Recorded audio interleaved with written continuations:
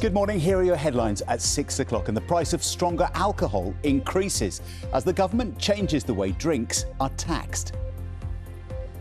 It's day one of the Great British Beer Festival. Unsurprisingly, one of the biggest of its kind in the world. We're here to test the industry's reaction to the tax increases. And after record profits for British Gas last week, BP will announce its figures this morning. But what's fair while households are still struggling?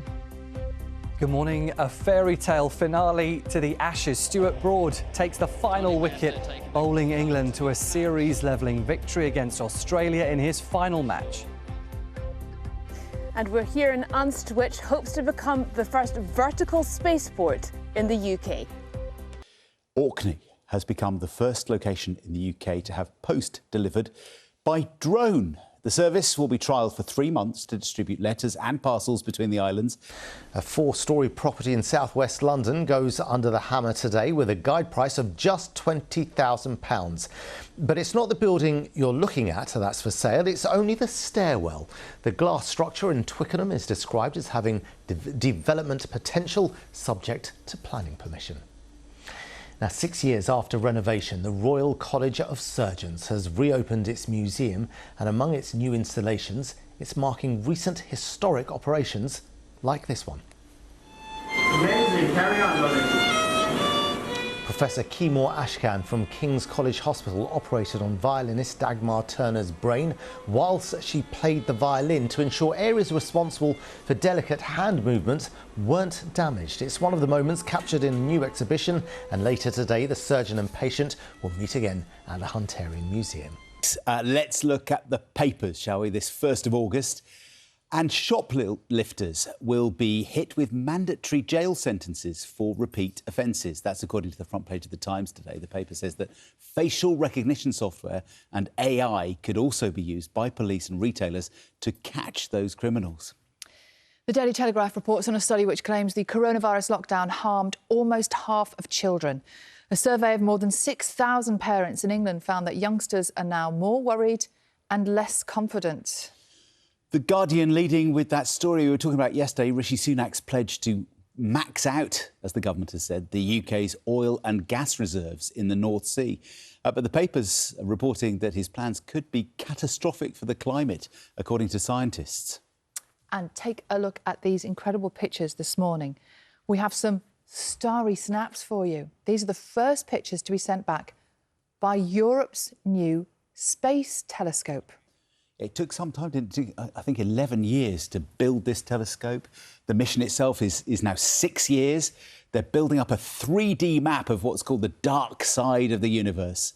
But more of those pictures and more information about what they're gathering are in an article right now on the BBC News website for you. There's a great story on the front page of the Times this morning about if you want someone to read an email, when do you think you should send it? You know, we get lots of emails, don't we? And sometimes it gets a bit overwhelming.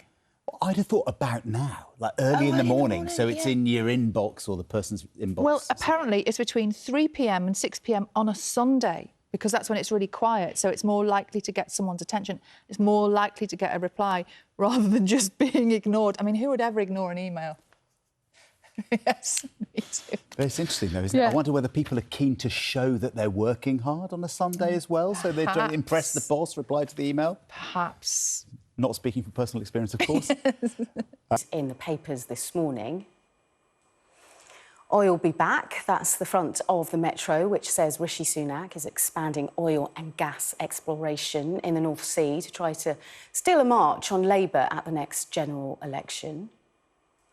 The Guardian says there's dismay among opponents to the plan that Mr Sunak intends to max out the country's fossil fuel reserves. The Daily Mirror says Mr Sunak has caved into his party's right wing and given the green light to energy giants to drill for even more profits.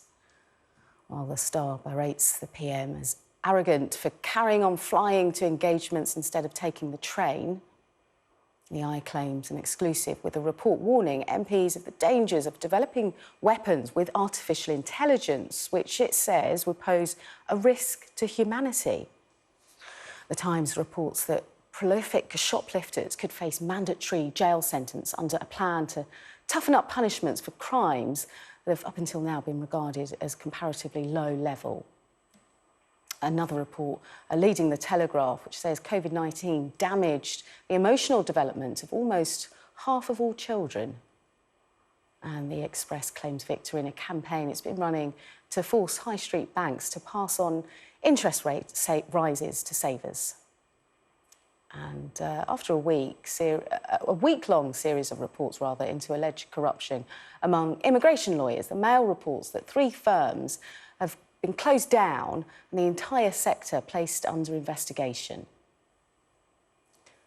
And the Financial Times reports that the consumer credit and mortgage approvals jumped sharply in June, despite interest rates being their highest for 15 years.